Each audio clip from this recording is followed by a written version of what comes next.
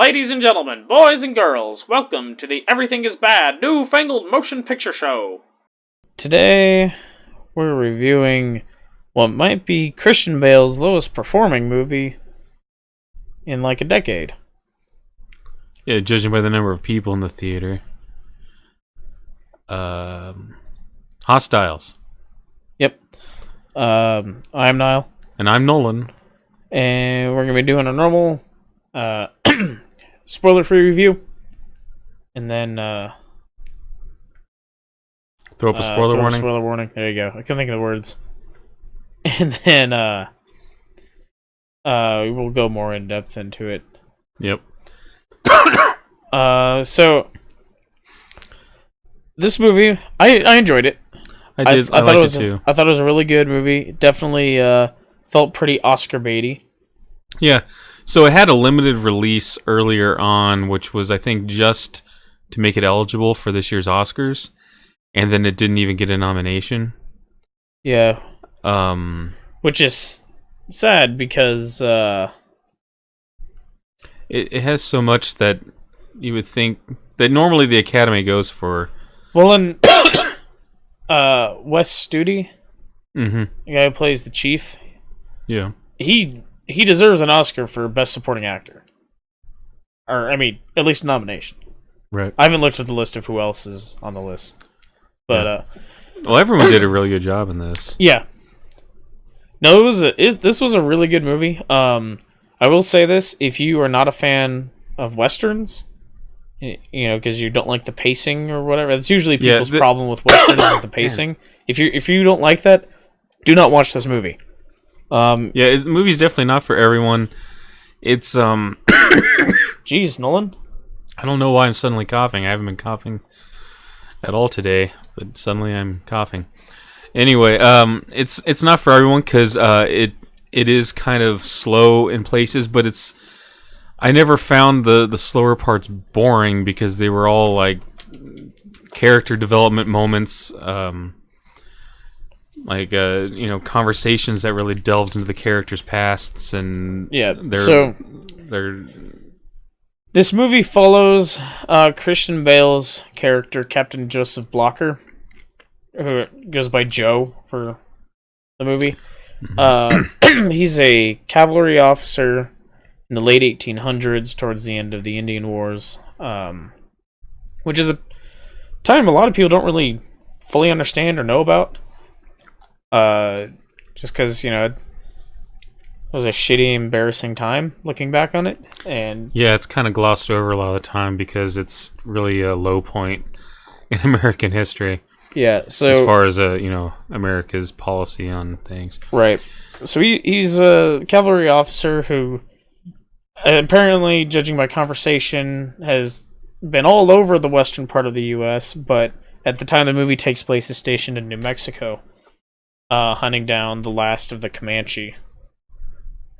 And well, in the beginning, I think he was picking up some Apache. Yeah.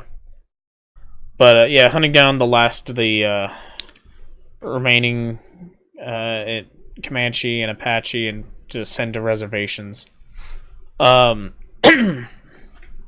he is tasked with, he's close to retirement, and as his last assignment, he's tasked with escorting Chief Yellowhawk and his daughter, his son's wife, and his grandson back to their home in Montana. This is all in the trailer, so Valley of the Bears. This is all in the trailer. We're not really spoiling anything. Yep. And Joe Blocker, being a man who spent the better part of 2 decades fighting against them, and had fought Yellowhawk himself, who is personally responsible for the death of several friends of his. He's not real happy with the situation. But along the way, it's a journey of self-discovery and finding peace with himself. He's clearly got some mental health issues, some PTSD and depression, like back then we didn't have words for it. We didn't have just definitions and labels for it. But it's clear, with what we know now, that's what he has going on. So, yeah, and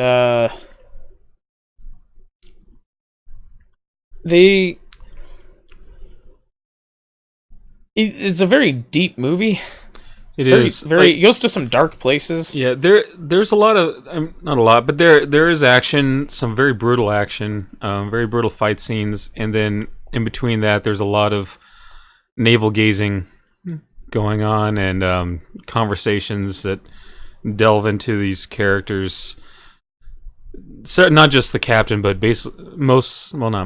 several of the characters, have some things in their past that they're not proud of or bother them, and it sort of explores all that. Yeah. And yeah, those are the slower, quieter moments of the movie, but I never felt like it was dragging. I was never sitting like, oh, come on, just get past this part, and I'm getting tired of it. Right.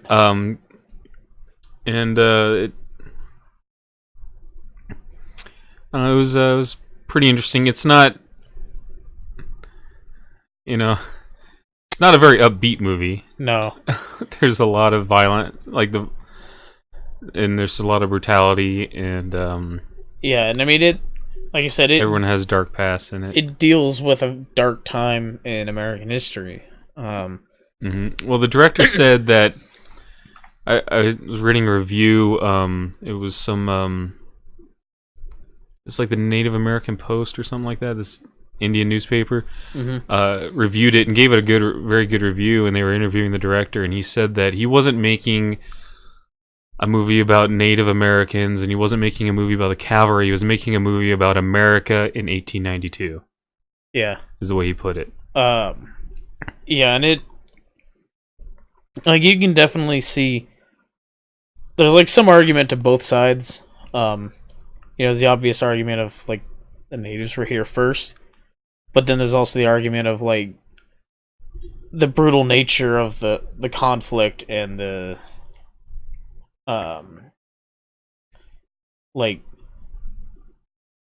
severe violence and brutality of the fighting on both sides.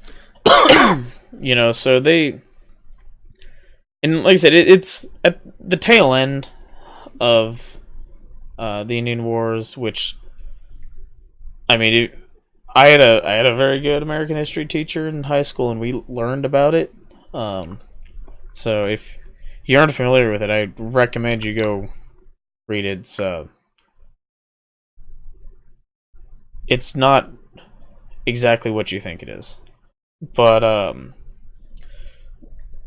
yeah. So I do recommend this movie again if you like westerns and the pacing of westerns that can be slow, that are very character driven. I'd say this movie is very much character driven. Action scenes that are short bursts and really just involve two people or two groups of people not moving and shooting at each other, basically.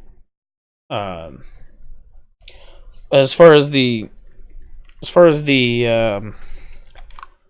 historical inaccuracies, because you were reading about that. Yeah, a lot of the negative reviews I read focused on the historical inaccuracies in the movie. Yeah, so the first most obvious one is that there's a black guy, Corporal Henry Woodson, who's part of their cavalry troop. And while it's true that there were Buffalo Soldier units and they did fight out west against the Indian tribes, they were wholly segregated units. And it wasn't until, 50 years later that they desegregated the military. Was it the Korean War where they first desegregated? Yeah, I think so. And I mean, they were still fully segregated in World War II. Yeah. And so there would not have been a black guy in this cavalry troop, as assigned, and if there were one that wound up there because units that got decimated would sometimes be combined. He likely wouldn't be a corporal, especially apparently the most senior of corporals. And all the men had respect for him. Yeah, and treated him well, which would have been unlikely. Yeah, nobody, even like when they brought like new guys in or whatever, like no one had any word to say about him being black. Yeah. Yeah, that's not really historically accurate. Right. Which is shitty, but it's true. Mm-hmm. And then the other things. So, might have even been Vietnam before they segregated. I don't remember if Korea. I don't know. I'd have to go look it up. I honestly don't remember. Still, it was post World War II. Yeah. So the other inaccuracy that people are pointing out is one gun that people seem to have an issue with. Yeah. In the movie. Well, you pointed it out. I pointed it out, but so one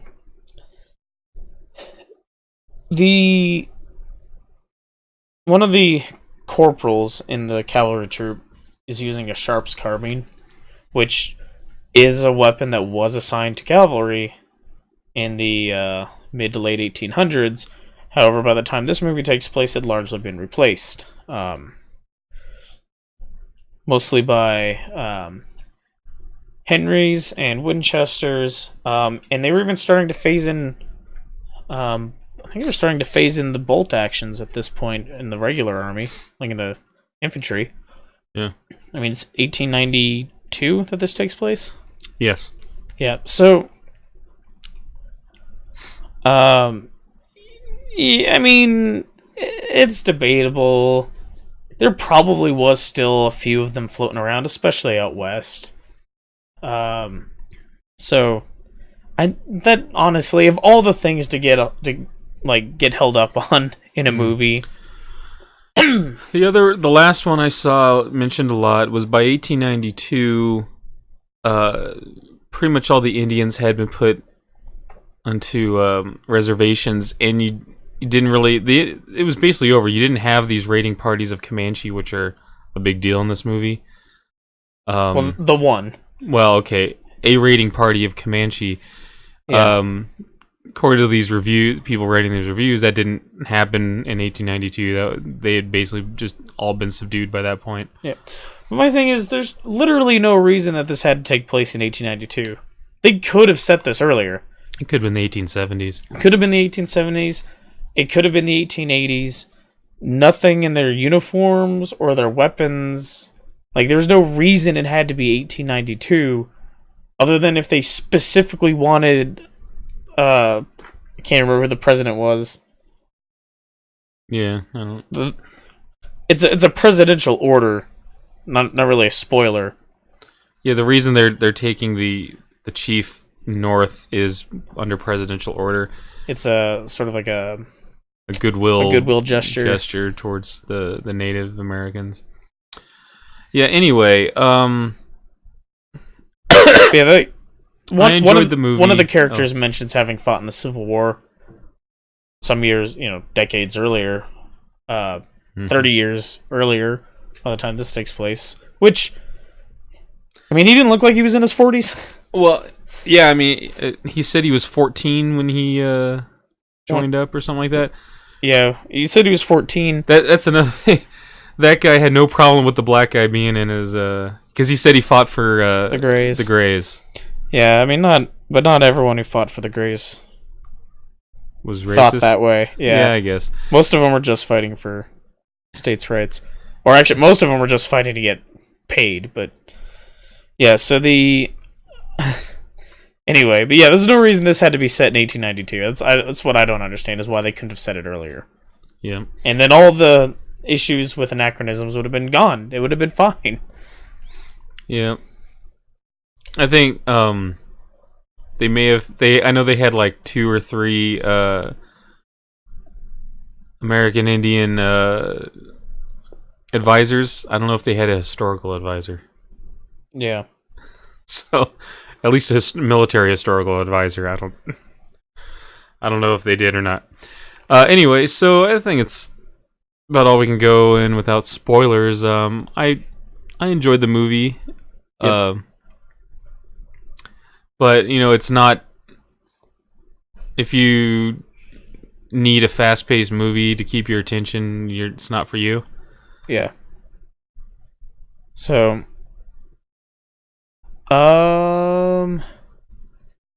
Yeah, tends to be my agreement, so Yep.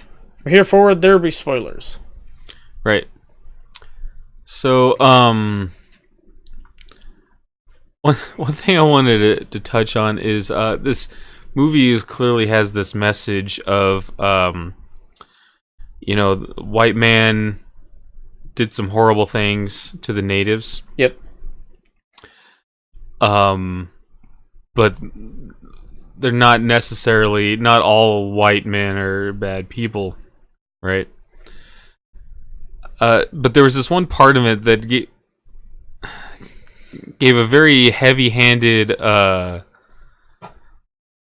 message. Like, the message was there, but there's one part that was like, feels very heavy-handed and kind of out of place. And it was the sergeant, Tommy, that you were talking about, was in the Civil War. He goes up to the chief, and he's speaking Cheyenne, and there was no indication that he could speak Cheyenne. Yep. We knew the captain could speak Cheyenne, but there's absolutely no indication that he could speak Cheyenne. And he has this conversation. He tells him in his language, the white man has done horrible things to you. Please don't hold it against us, and all this stuff, right? Please forgive us for our atrocities. I felt that was a little heavy-handed. Yeah. And it didn't need to be there because that message is there. Yeah. I mean, you start off with the captain who hates all Indians, and by the end of it, he's risking his life. Hates not only that, but hates this one in particular. And by the end of it, he considers him a friend, and risks his life to ensure that he can be buried in his homeland. Yep. And several people, like everyone from his cavalry troop, die along the way. Yeah, like nobody else. It was him. It was the woman that they pick up along the way, whose family had been killed by Comanche. Rose. Right. Something Quaid. Yeah. Anyway. And then the chief's grandson. And they're the only ones alive. Everyone else dies in this movie. And which is like a dozen cavalry dozen cavalry. One officer. Yeah, one officer, one lieutenant. And then the rest were ranked sergeant to private. Yeah. But they all died, and no one gave a word of complaint about why the hell should we have to risk our lives for this redskin or nothing, none of that. Yeah. They just went along with it. Okay, this is our sure. job. I mean, we've been fighting them for decades, but sure. Right. Captain says, let's go.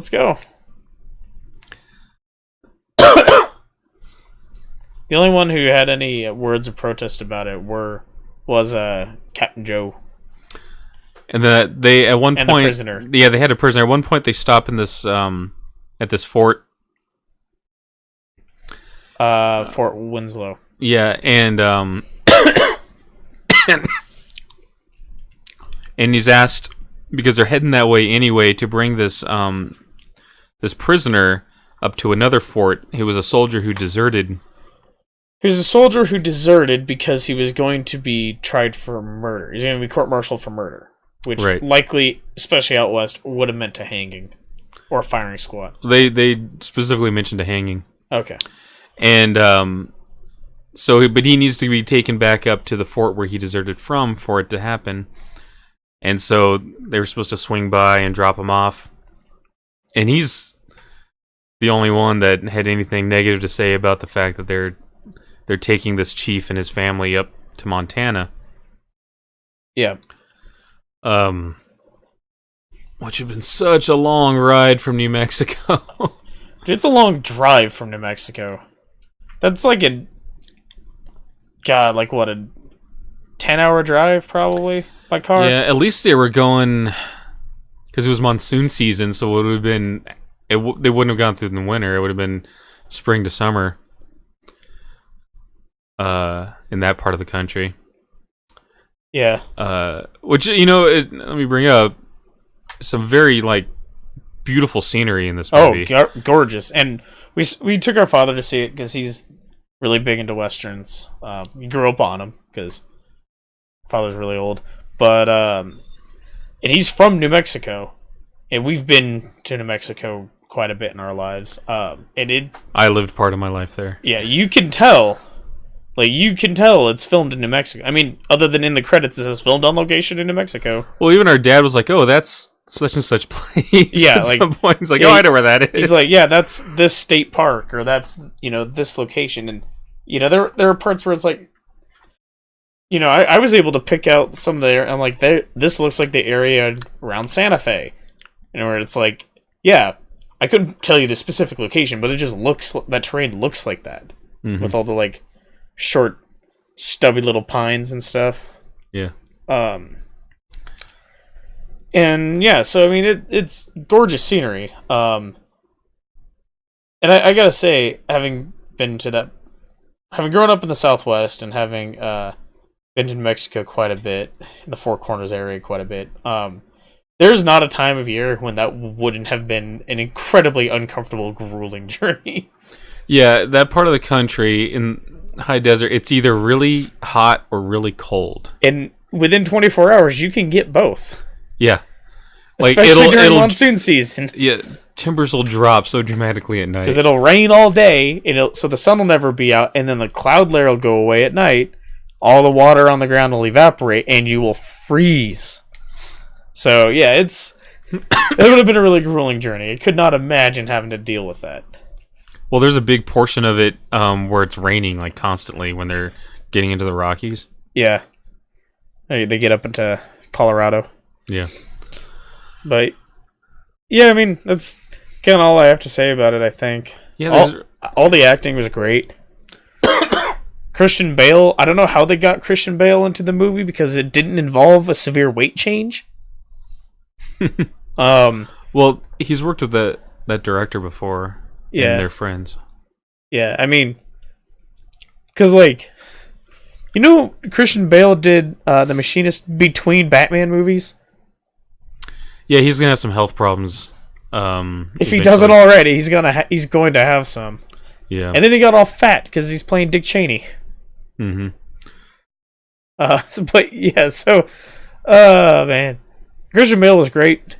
He really nails the 1,000-yard stare. Yeah, he put on a lot of mustache for that. I don't know if that's a real mustache or not. That could totally be a fake mustache. It's but quite a bit of mustache. A stunt stash. It's quite a bit of mustache. But yeah, his character has this glorious mustache. If you're familiar with the mustaches from the character creation in Fallout 4, it's the Desperado.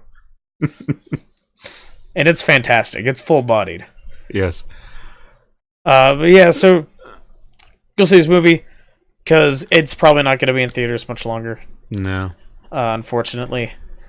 Yeah, so what's next, Nolan? What's our next movie? Good question. What is next? Let's see. What do we got going on here? Coming attractions. 1517 to Paris. Yep. Wait, that's next week. It's not showing... Is there nothing coming out the first week in February? No, that's not right. Wait, here we go. Huh. Nothing we care about anyway. Yeah. So, yeah, it looks like the 1517 to Paris is probably our next movie. Because we sure as shit ain't seen Peter Rabbit. No.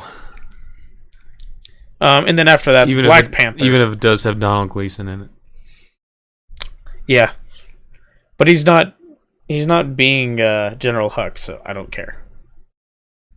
Yeah, but then after that is Black Panther, so we're also gonna be doing that.